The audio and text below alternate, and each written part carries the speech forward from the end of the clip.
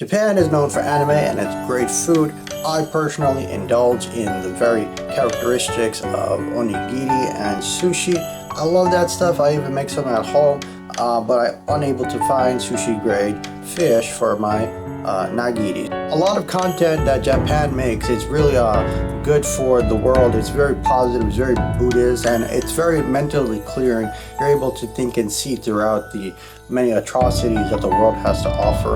And sometimes there are relatively relatable material and content that is produced in the anime scene that produces enough results that you are able to understand what's going on in the world. And this is why there's strict adherence to many updates to policies on how anime should be drawn and produced.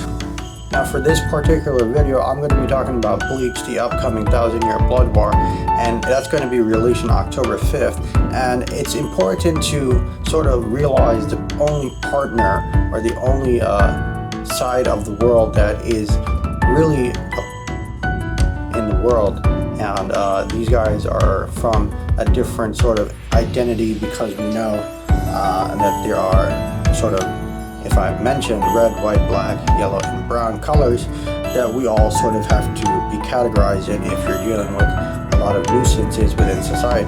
Japan draws a lot of good stuff. I've been watching it since I was 13, and it's really fun to me to really understand the expertise of these understandings and how we can proceed. So many of the intimate drawings or the innocuous drawings here are basically Japan's country's national interests, and this is pretty good because we get to see how to build off of these interests. Now there are other relations like US-China trade deals and US-India trade deals like Quad, but it doesn't really produce enough results that we're able to influence the rest of the world with our production, because you see India and Bangladesh, they only have like garment factories and IT sectors and yoga and stuff like that, but a lot of that is westernized and Americanized so that we don't profit mostly. And of course the immigration protest as of today in September 2025, September 25th is really strong and really anti-Indian. So content like this is a little bit lighthearted. It's going to be about Bleach, like I said earlier, and how we can really utilize the efficiency of an economy that's producing lots of views and lots of purchases just by their drawings. And the latest release of 1000-year blood war, because Bleach is a legacy, is a great theory, and it is going to be able to help us understand the relationships that we have with our competition and our allies. As we know, in Bangladesh there has been metro deals with Japan, that Japan's train stations and trains are in Bangladesh, and they're just a different color for Bangladesh's nationality. And the India side also has good relations, including deep historical ties. So most of the drawings that these anime characters have are easily relatable to East Asian people, and they're most likely just drawing East Asian people. Once or twice maybe you see the perceptions that they're able to create and capture and present to the world about Indian people, for example. In Bleach you can see that the main character is sort of a Japanese guy, Ichigo, and he's dyed his hair orange, and he's pretty strong in what he's able to do, a natural born citizen. But throughout the universe of Soul Society, there is Chad, who is a Mexican, and there are captains like the owner of the sword Wabisuke, and he's sort of a blonde dude, and you don't really see too much iterations of the implication of the Indian subcontinent other than the stealth force that is in that sort of context. And unfortunately you don't see any information to the Indian subcontinent people in Bleach, and the only reference that I might see is Ayuri is the only one who is the only reference to Indian people, because he sort of has this really pretty wife who looks Asian, or a pretty assistant who's Asian, and he's sort of this scientist who just keeps meticulously creating stuff to sort of be in this position of power. We can also see Indian people doing the same thing, just like in Quad. They are in power because of their many historical contributions and unique identity towards preserving Hinduism and Buddhism and many cultures that India is. But the capturing of these sort of ideation, like I mentioned in Bleach, only have these sort of charactering that Indian people present themselves to be.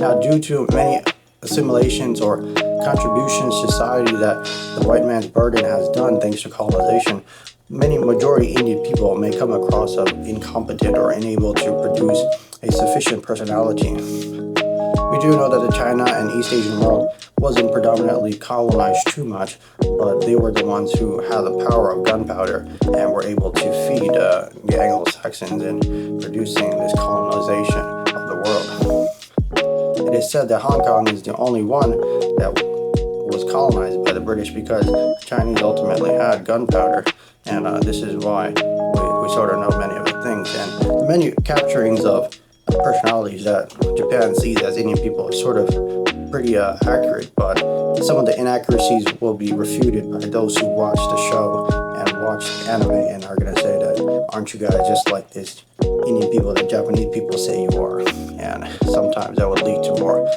economic catastrophe, so which is why I'm making this video. And so if we have many small deliberations within our efficiencies to produce a comfortable environment so that many people across the world can feel that Indian subcontinent people are able to enjoy themselves with the many things that Japan and G7 has to offer, we could expand it, and that was initially Quad. So Quad is sort of dealing with some sort of terrible atrocities because of America's freedom of speech by calling Bleach. So trying to work this out and sort of settle that and contain that sort of issue would really benefit the Indian subcontinent population. But it's important to note here that because of historical context, like the spice trade discovering North and South America, where he's called them native Indian people, and there's native Indian subcontinent people and native North and South American people, and they're both Indian. So it's important to note that, and the many contributions to the economy that muslin and jute, strings and ropes and clothing has offered to the world. That being a good fundamental basis, I think it would be important that we simply just look into just going into these markets and just working efficiently to produce them. Now, the relationships that we usually see here are G7, and Japan obviously has G7, which is a good thing for their economy. They have tourism and good food, but what these relationships mean is that sort of most often you see their Western counterparts being drawn in, and there's a big climax and big rising action to their animes. So what we can learn from this is basically how these two established countries within G7 are relatable to us and how we can sort of create an economy that we could benefit from. Therefore, if we create a conducive enough economy without really going into the aspect of delivering on the respect that these two nations have already credited themselves to, because there are a lot of lazy people out there who just don't care and just would rather stick to 2 instead of 3, we can easily produce a sort of feeling and a sort of energy that would give Indian people and Bangladeshi people a way to an economy that would benefit them. As I mentioned in previous videos, if you saw them, thank you for watching. There are a lot of people who rely on the government.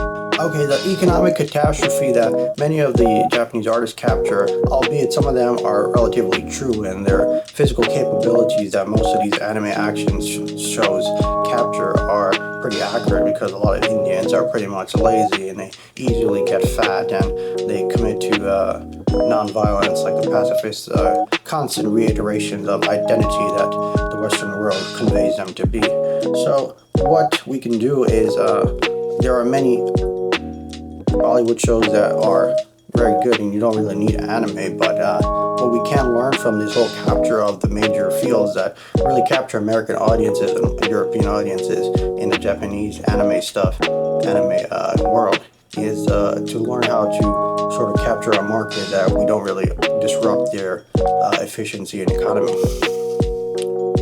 Now, many things like Vegeta Online and many things like previous other Indian stuff, and we all dealt with that, we're all still dealing with it, and there's new iterations of Indians in the government and Chinese people in communism and things like that. How are you going to beat Indian people if they're in the government? They're wives of someone powerful, their wives or the positions of power, and many iterations of that. So you couldn't really possibly achieve goals that would accelerate you into a position, because because the awareness of the capabilities of Indian people is too high, and we want to contain that.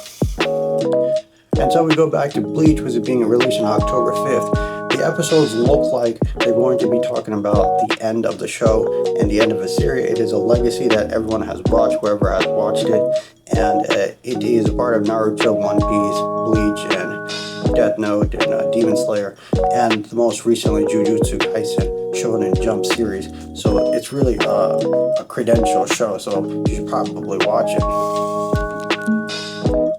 Now, it's important to mention many of these economies that have been worked very hard on for many years and gained the credential to producing these efficiencies that will get tourism and get people to like Japanese culture and their economy more, is not to be disturbed and not to be destroyed, because if you do end up messing up someone's hard work, then you're probably going to be labeled and categorized permanently as people who ruined something that was worked really beautifully and really hard for. So ideas that we can take from developing economies is we can enter the manga and cartoon field and really spend time on creating an aesthetic that would be pleasant and appealing to many of the viewers.